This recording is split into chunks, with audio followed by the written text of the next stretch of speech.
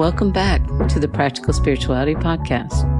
We are so excited to have you on this journey with us, where we explore all elements of mind, body, emotions, and soul through the lens of everyday life. Hello, Kim. Hi, Gareth. How are you today? I'm doing good. How are you doing this morning? I'm doing pretty good.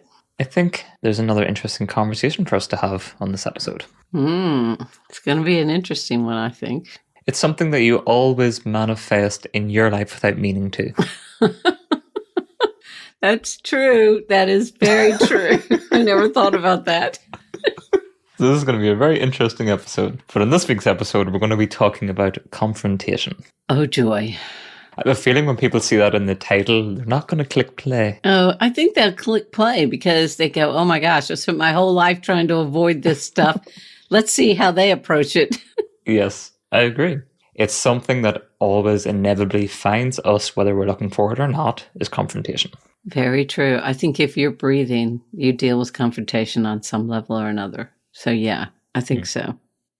But it is funny, because one of the things that when we say the word confrontation, everybody always thinks about, some sort of aggression or some sort of conflict instead of just having the ability to face whatever's coming up for you head on. Yep.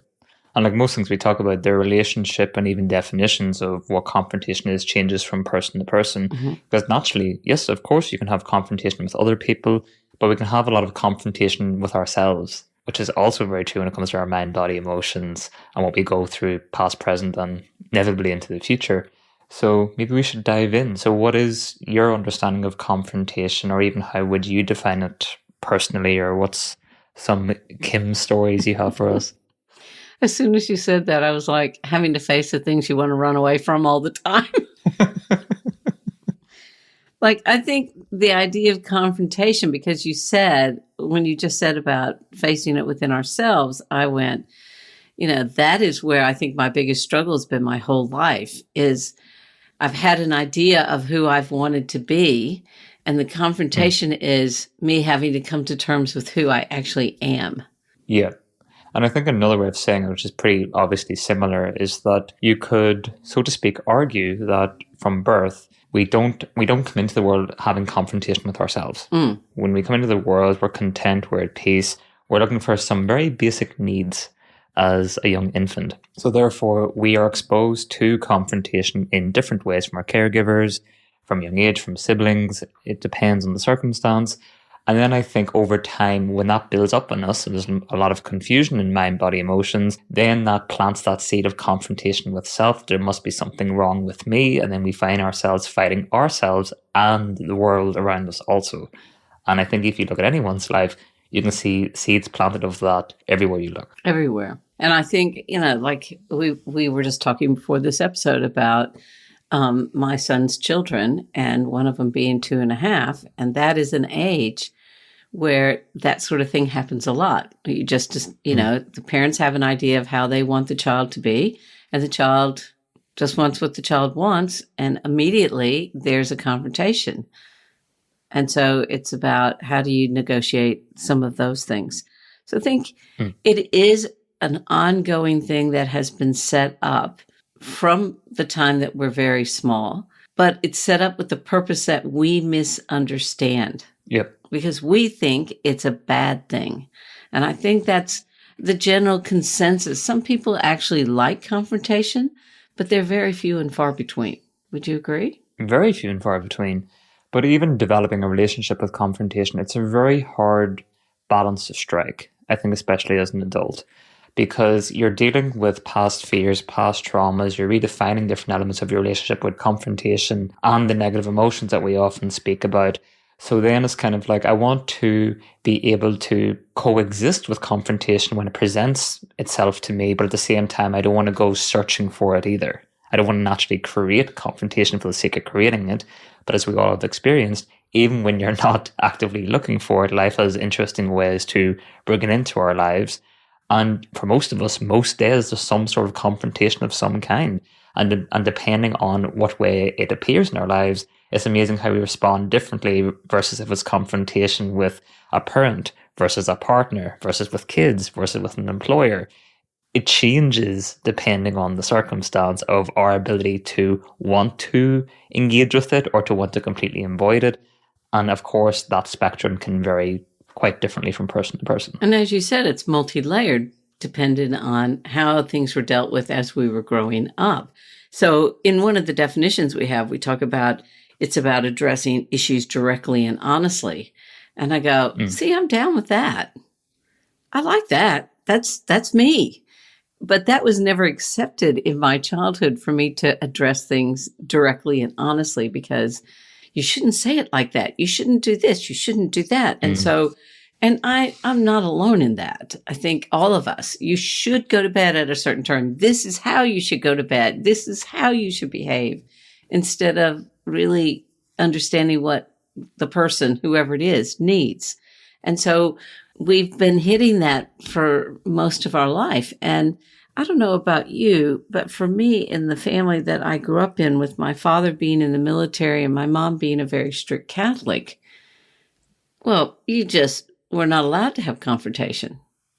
I mean, there was plenty of confrontation, but you weren't allowed to initiate it in any way, is what I meant to say. And so I don't think that's very different for a lot of people.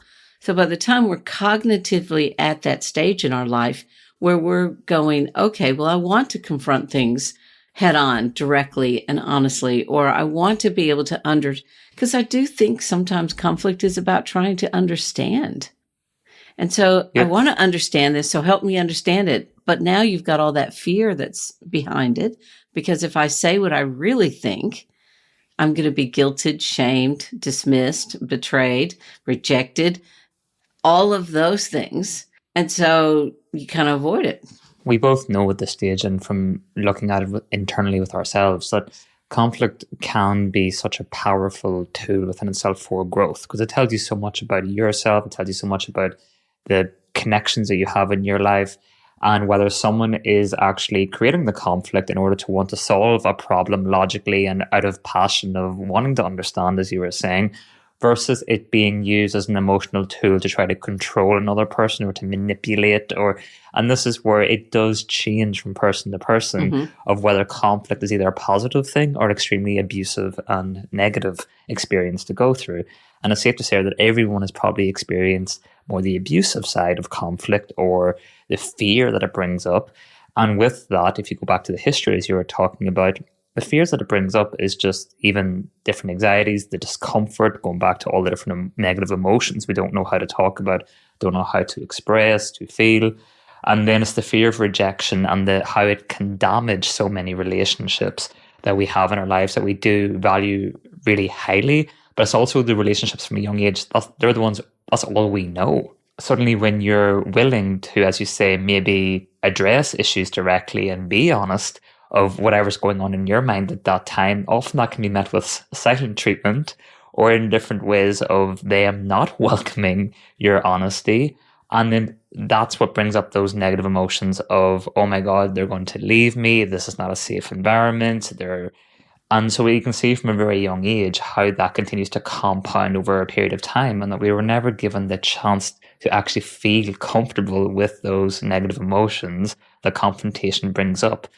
But as we were talking about, confrontation is such a positive thing because you actually need it at times to figure out logical problems. Well, that's very true. But then, yes, I have to look at the other side of the coin, which probably is more common than ever before I don't want to say in the history of man, but, we now have generational trauma that's been handed down through the years. So you'll have a whole subset of society that just has drama and intensity and conflict because that avoids everything. And so these people have been conditioned to be in this constant state of drama. And so they think they love conflict, but they're not loving conflict for the wanting to understand it and move forward. And I don't think they consciously think they want it for abuse, but it just becomes habitual and they get addicted to that kind of drama and intensity. And so they think they love it, but they're actually using it to avoid because if I'm coming in and dropping a bomb and watching everybody explode, then I don't have to look at me. And I certainly don't have to deal with whatever it is I don't want to deal with.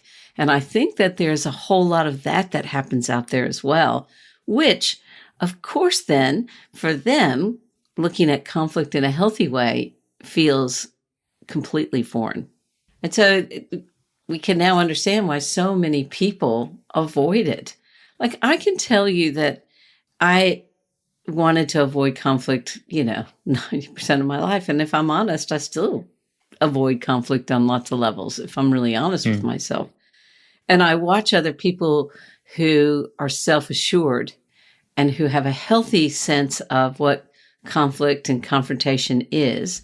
And I continue to be amazed that there is, and, of course, I have so much learning behind it and I understand it logically why that is. But when I watch someone who has such a sense of self that doesn't see conflict as an issue and they're not abusing it or using it for the drama card, they're just, boom, straight down the line. I just think they're a creature from another planet. That's what I think. As you were saying that, I was about to say, I love conflict. I love confrontation. Like I said, a creature from another planet. I'll try to take that as a compliment for us that a confrontation begins. But I think it's easy to want to avoid confrontation at all costs. But from questioning it myself and my relationship with that, like anything else we talk about in this podcast, I've figured out, say, a formula for me of who it's worth having confrontation with. Okay. Because I respect what confrontation is. I respect my own emotions. I respect where I'm at mentally, emotionally. But if I already know, either with a history with a person or someone I don't know, and I don't feel like that having confrontation with the person is actually going to get anywhere, we can't hear each other, then why there's actually, so to speak, no point in willingly engaging and not knowing that it's actually not going to produce anything. It's not going to produce any growth. It's actually going to cause more harm or more pain or more trauma. And it's only going to bring up old wounds for both parties. And then it becomes a match of who can win the debate or who exhausts who. And we've all done that in the past in different ways between family and friends. And we all have a history with that. So we all know it doesn't get anywhere. And I think that's why being able to understand, okay, what's it bringing up within me? Can I actually have a conversation with this person? Even if there is conflict, can we actually walk away, come back, continue the conversation? Conversations can get heated at times. There's nothing wrong with that.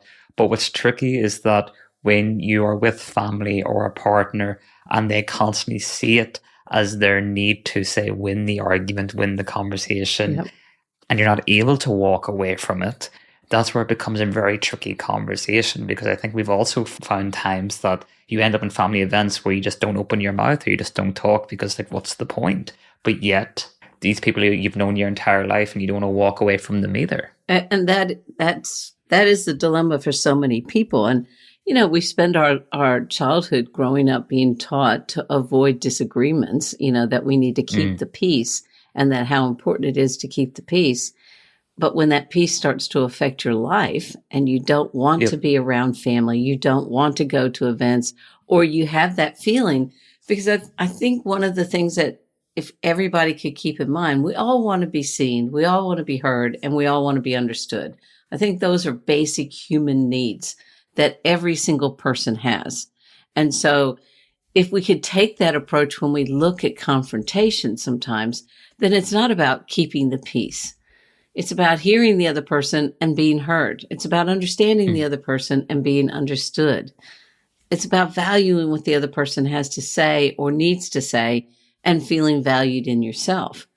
And if we could take that approach to a confrontation, even if it is within ourselves, because there's something boiling up inside of me if I'm feeling that internal conflict. And if I could take that same approach with myself, then it's going to be much easier to look at the things I've been trying to avoid.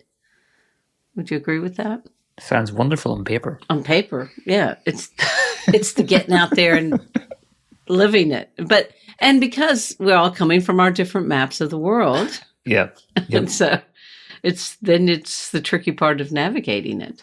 But I think that's what's so hard though, because we both know when put in those situations where conflict often comes out of nowhere or it kind of surprises everyone, triggerments happen very quickly.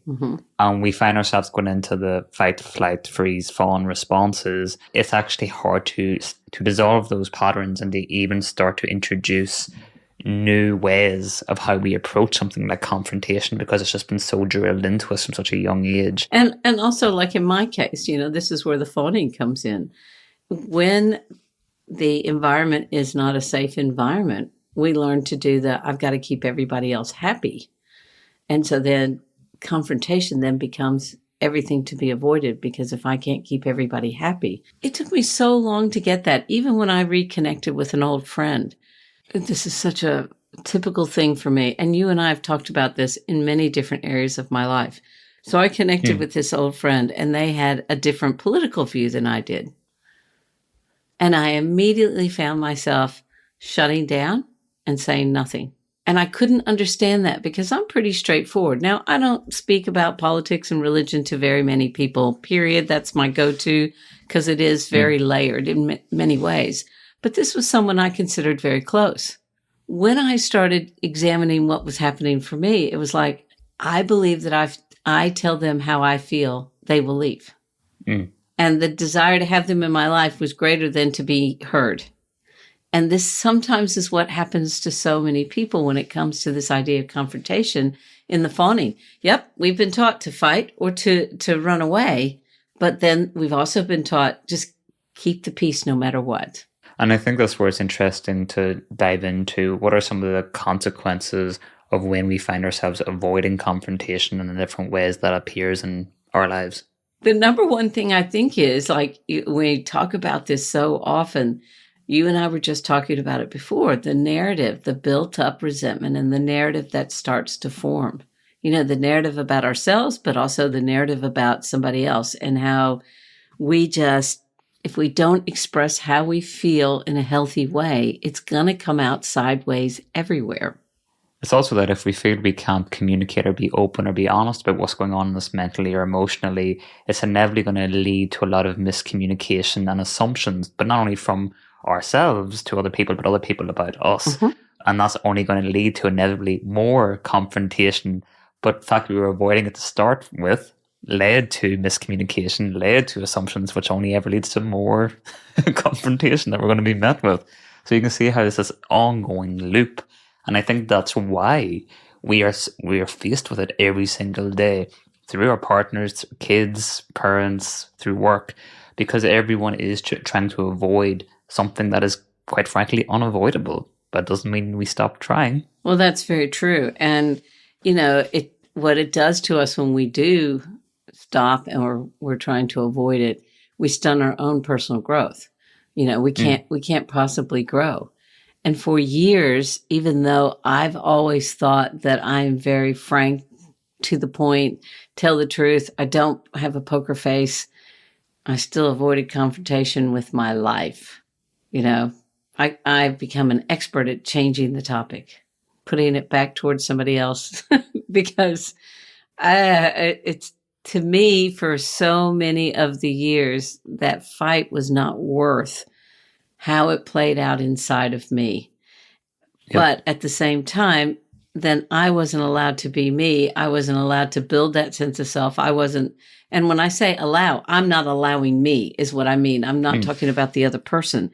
It doesn't allow me to get out there and really understand how to have healthy communication. It doesn't help me understand how to have healthy confrontation.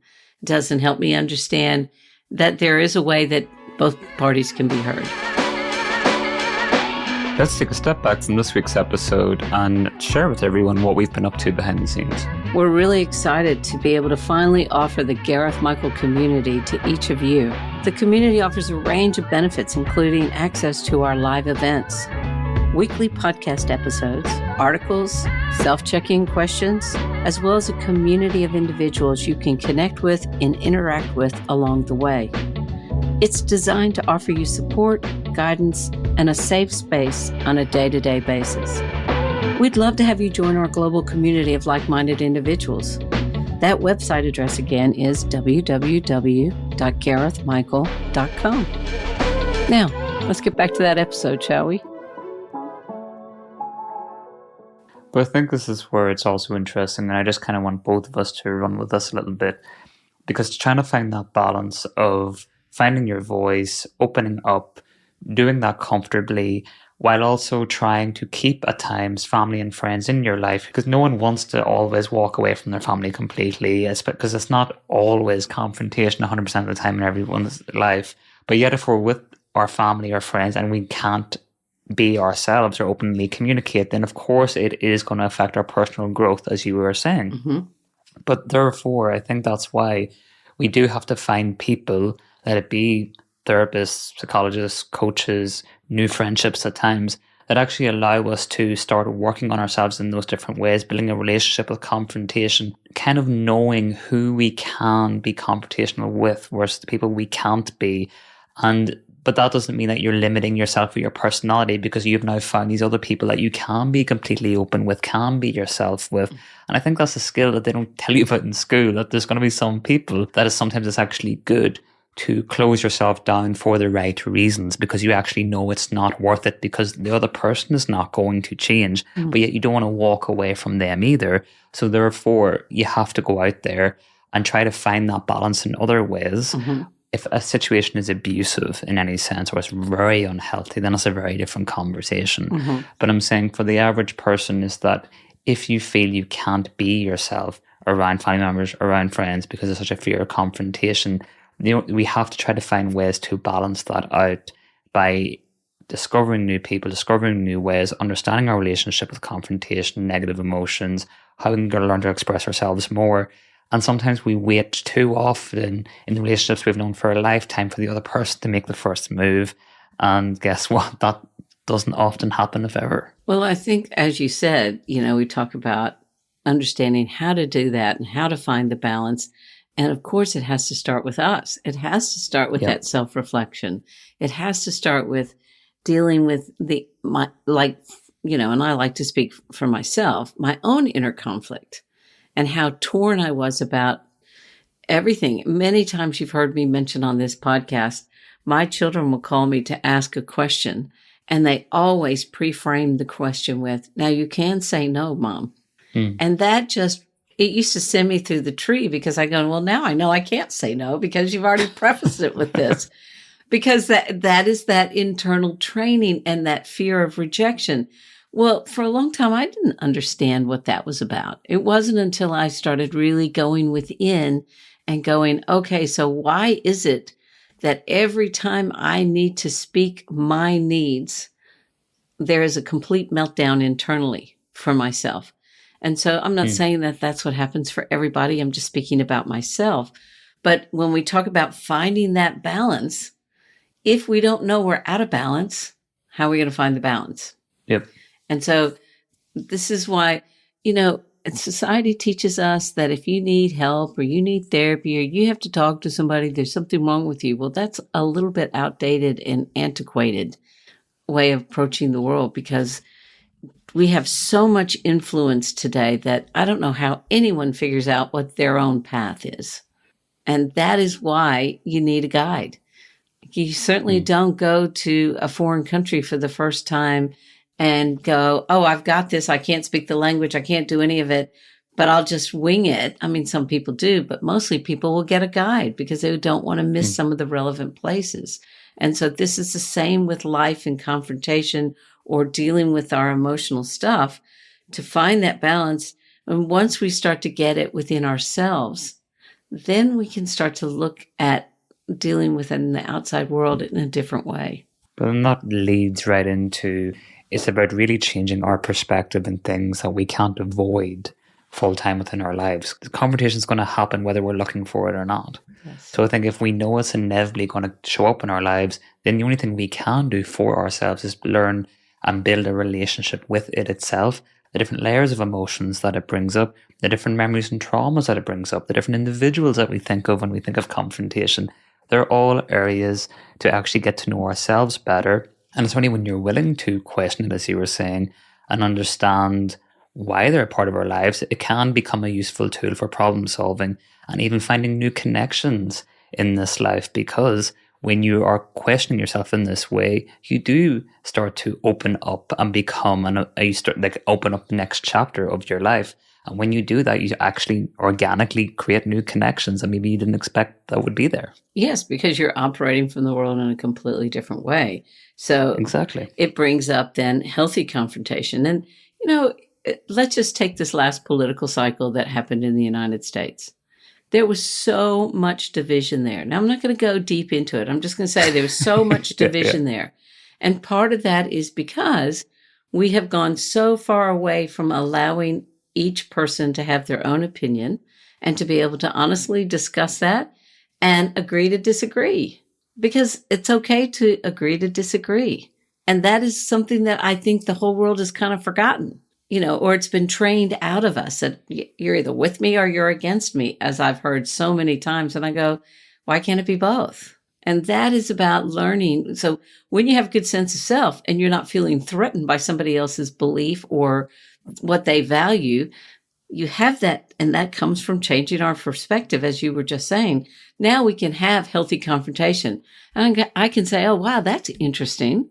I didn't understand that is why you thought that way.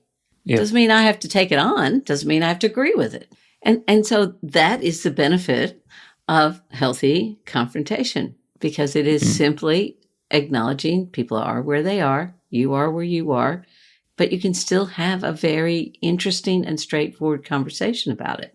All of us crave that, whether we understand that we do or not. And the more that we're able to do it, we then feel more empowered within ourselves, because, I had that conversation and they didn't reject me. Or I had that conversation and they didn't tell me I was an idiot, or whatever the previous fear was before when I couldn't do it. And also it gives you the ability to resolve something before it snowballs into a massive whatever they become. Yep. But I think even if we're looking back at the spiritual understanding of why conflict continues to appear in different areas of our lives, it's because if there's growth within it, it will continue to appear. Mm-hmm. So when we look out, as we often talk about, whatever's going on in the inside world will be reflected in the outside world in some way. And just because we've got good at ignoring certain elements about the world within us and the world outside of us, and good at burying stuff, life gets very creative in reintroducing these different things to us for us to learn and grow. So that's what we're all here for in our own ways, and no one can do that journey for us. So therefore, if there's parts of us that have been trained to ignore it, our energy will continue to bring it up until we're willing to open our eyes or take that step in getting to know ourselves better. And if we don't want to get to know ourselves better, then this conflict will keep appearing in multiple different ways. And then even when you do get to know yourself better, it becomes healthy conflict, because you can see why the energy is actually brought it in front of you, because you're learning the lessons that come along with it. Whereas beforehand, we were blind to it more often than not. That's very true. Having said all of that, one of the things I think people don't understand, or what you said in there that caught my ear at least, was when we look at confrontation as a way of growth, and that we're seeking it out for growth because we're all here to grow. The only problem with that is how many people in the world are aware that that's what we're here to do. So I think it's great that you and I have this concept, and a lot of the people listening to the podcast will have that thought as well. But how long did it take us to get there? So long. And I think that's even going back to what we were briefly discussing there a few minutes ago, of changing the perspective or the narrative of why these things appear. Because even saying, okay, beforehand, my go-to, because of my upbringing, because of society, it was to run away, to avoid, to flight, freeze, fawn responses, okay? Then if you change it of, okay, I'm still going to respond in these different ways, it takes time to evolve or change those responses that have been coming to me for so long. And changing the perspective even for me was, okay, why is my energy putting this in front of me now? What's it trying to teach me? Or even if you say, why are my guides actually bringing in conflict into my life now? What are they trying to show me? I've been asking for signs for so long, and conflict appears when we run away. But this is where we don't often actually understand the signs and what the signs are, because we're always expecting it to be so super positive all of the time. Yes. Whereas often the conflict is actually guiding us more than positivity ever would. Now, it took me so long, I want to say, to actually understand that both are equally guides, but in completely different ways. Yes. Yes. I agree wholeheartedly. And it took me even longer. We're both on the slow bus. But I think I really wanted to emphasize this because all of us are so quick to judge ourselves. And if we don't understand it, and people hear Gareth saying, that we actually welcome it for the growth. Well, part of me goes, hang on, I've had enough now. Or like you said, these are actually signs. And I go, no, the universe is punishing me. It might be signs, but it's punishing me because I don't know what I did wrong. And when we have those kind of thoughts, we're looking at it from that old skewered point of view instead of the new perspective that you're saying. And so we're saying one of the first steps here to really get to healthy confrontation is to shift our perspective about growth so that we can, invite it. The hesitation has been felt by everyone there. By the way. I was trying to find the right word. I didn't want to say welcome it because it's like, not welcome. But I think the human part of us is always not going to want the negativity, the confrontation. Mm-hmm. It's just not a part of us that we're going to naturally want to invite day in, day out. We all can agree with that, okay? But I think it's that reality of now knowing and changing that perspective of it is there to teach me something. I am not going and looking for confrontation, as we talked about. I'm not trying to start arguments. I'm not trying to do that for the sake of doing it. But at the same time, if there's any part of me trying to avoid that situation, that is where the growth is. Yes. And that's something I did learn early on. If I want to avoid it, it's probably something I need to look at. Or the other thing that I used to say and still say, if you spot it, you got it. So if I find myself sitting in judgment of somebody, it's like, whoa, pull back. And where is that in you that you don't want to look at it? You don't judge people, you analyze people. I do a little bit of both. I can be honest. Different perspectives, That's right. But it's true, like even I've just recently had an event where that happened, where I just was like, no, I don't want to deal with this person. And so it was through those years of growth where I go, okay, so what is it about this person that it's firing something up inside of me? And what is it I haven't looked at about me yet? And it doesn't always have to be a bad thing. No, but this is why educating the mind in ways to allow it to question the circumstances unfolding in front of it becomes so important. Because if you don't have that logical information present and actively working with you, then it's only inevitable that the emotions and the experiences that are bringing up those select emotions are never going to take over. Yes. Is kind of the point and shut us down and have us go into the flight, freeze, fawn responses. Mm-hmm. Mm-hmm. So that's where we talk about so often, is that educating ourselves on it and training ourselves to ask questions about what are we feeling, what are we thinking, what is it about the circumstance, what conclusions are we jumping to that are not necessarily based on fact, doing all of this. When what ways are we rejecting ourselves but saying they're rejecting me, as you're saying. It's just, that's where it becomes really fascinating, and that's where the gold does line our pockets. And then you find that the emotions aren't necessarily even the problem in that sense at all. But we've been demonizing them for so long, because a lot of us come from households and societies that didn't let us express. As we talked about in a different episode. And then part of the reason is that because if we have a bad relationship with our emotions, a bad relationship with our mind, a bad relationship with it all, then it's a lot easier for people to manipulate us, to control us, and to have us be what they need us to be. And therefore the cycles continue until life has a different plan for us to start breaking those cycles for the right reasons. I agree. And I think the other thing in finding that balance or really learning how to, have effective confrontation is looking at timing. So many of us were taught, and I'll bring up a phrase. That phrase is never go to bed on an argument. Mm-hmm. So you know that phrase? Oh, you should never go to bed arguing. Well, the truth is, if a confrontation has happened and all the old stuff has been brought to the surface, trying to resolve that in the height of that emotion is the worst time ever.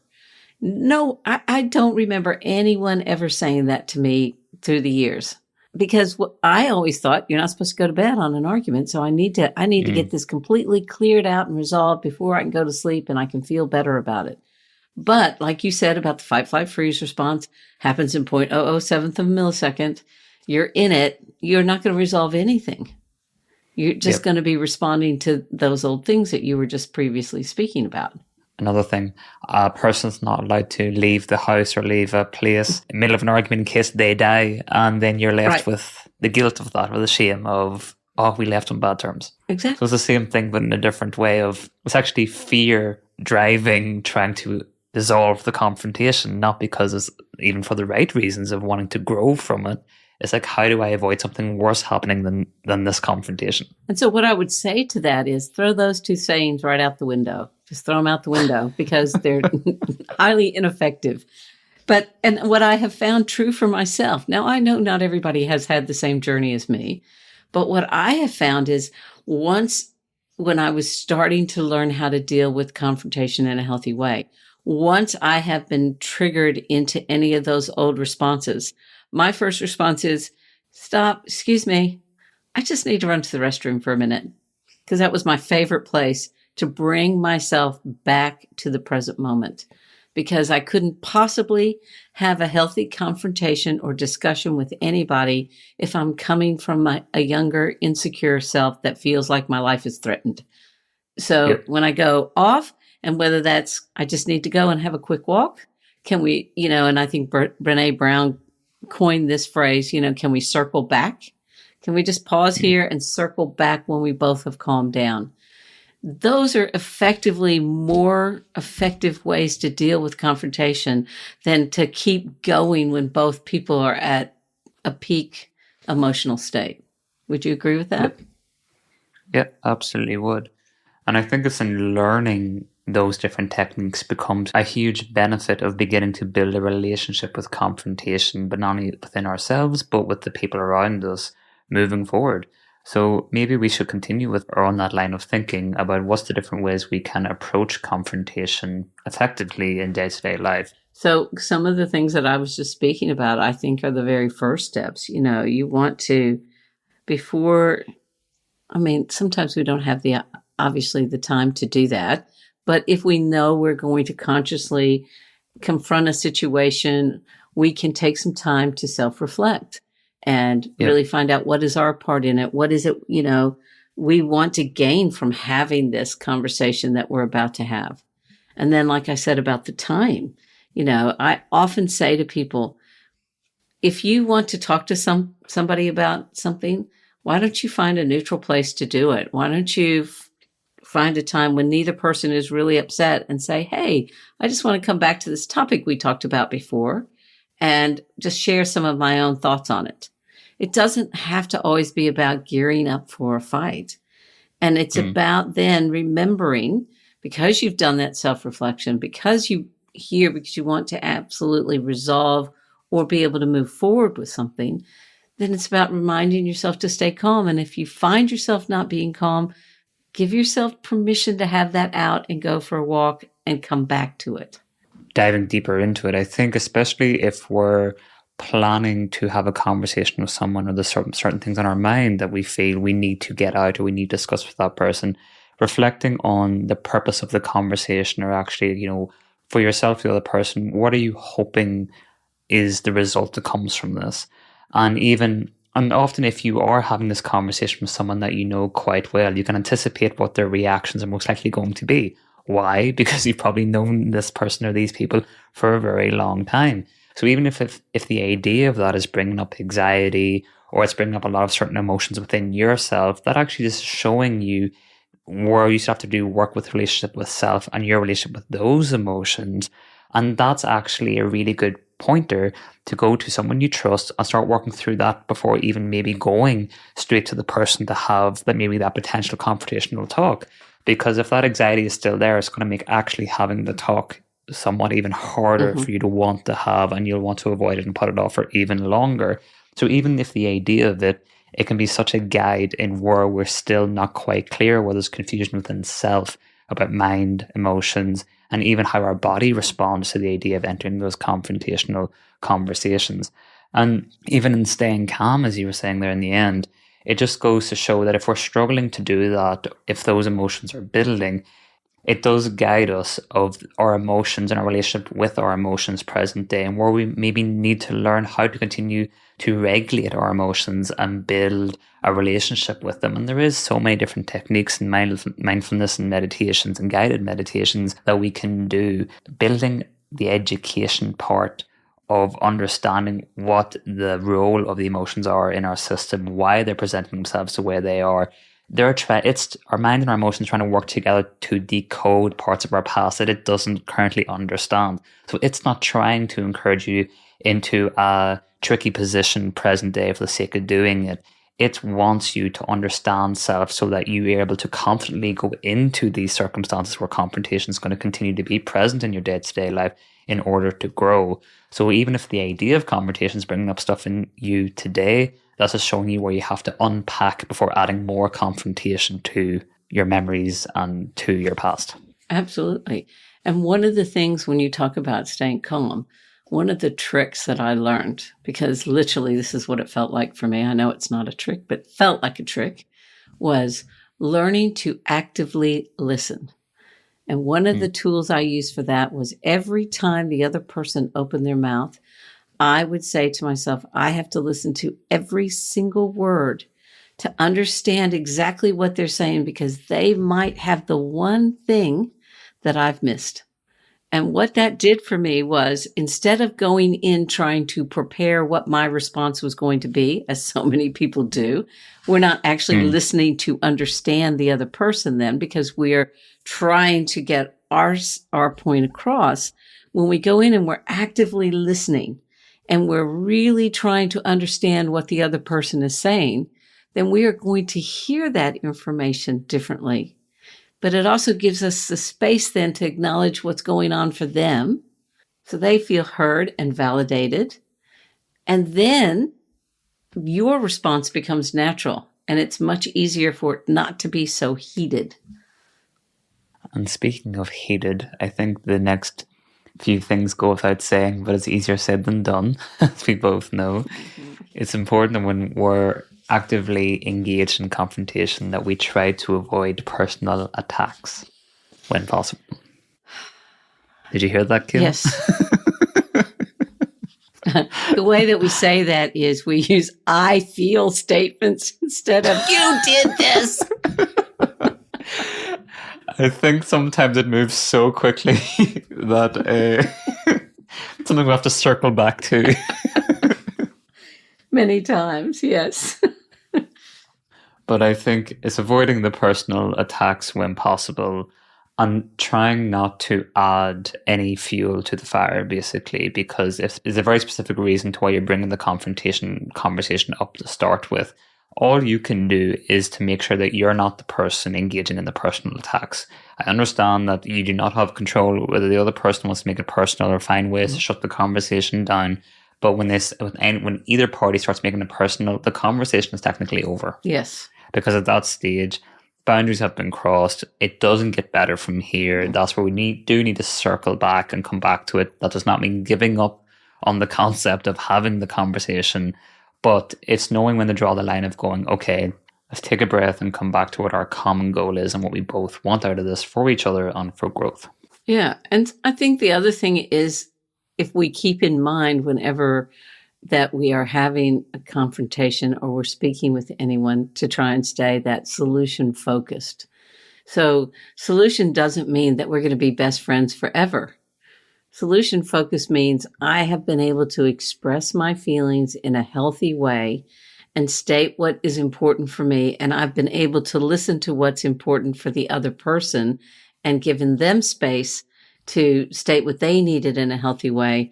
and then find a common ground that you guys can meet on. That is solution focused. Like, I know some people would say, well, we should be saying, how can we make sure that this never happens again? Well, duh, that's going to happen again. Are you human? Like, Yep. to say, how can we make sure this isn't going to happen again is just a futile statement, because we are humans. We're fallible. We're going to make mistakes. But what we want to do is be able to respect each other. For when confrontation inevitably comes back around, how do we be more efficient in our communication with one another? Yeah. About what's going on mentally and emotionally to meet the common goal. But to say that we're never going to have another argument or a confrontation or a row, so to speak, it's just not true. It's just la la So land. that's why there's so there's always something more to learn about ourselves individually and together as a couple, regardless of the circumstances in which the confrontation needs to exist in that moment. So I think that summarizes it, though, honestly, is that confrontation is not if it happens, it's when it's going to happen. Absolutely. And I think it is about understanding that that is part of this journey, that you can try to avoid it, but it's going to find a way to find its way to come up in your life, no matter what you do. So the more that we get comfortable, and this is the saying that I used to say, getting comfortable in the uncomfortable, becoming certain in the uncertainty. The more that we're able to do that, we can go, okay, there's something for me in this. Can I find whatever that little gem is? I couldn't agree more. Thanks so much for listening. If you enjoyed this episode, then you might want to check out our online community. We built it to offer you the comfort of having a supportive community by your side, no matter where life takes you. Connect with like-minded individuals through our app. Navigate each step of the journey together with us. By joining our Gareth Michael community, here are a few of the things you're going to get. You'll get exclusive real-time access to live recording and events, advance access to each new episode, the opportunity to ask questions directly of Gareth and I, input into what topics we cover in the show, access to exclusive content not available anywhere else. To learn more about our community, please go to www.garethmichael.com. Thanks again, and I hope you guys are having a lovely week.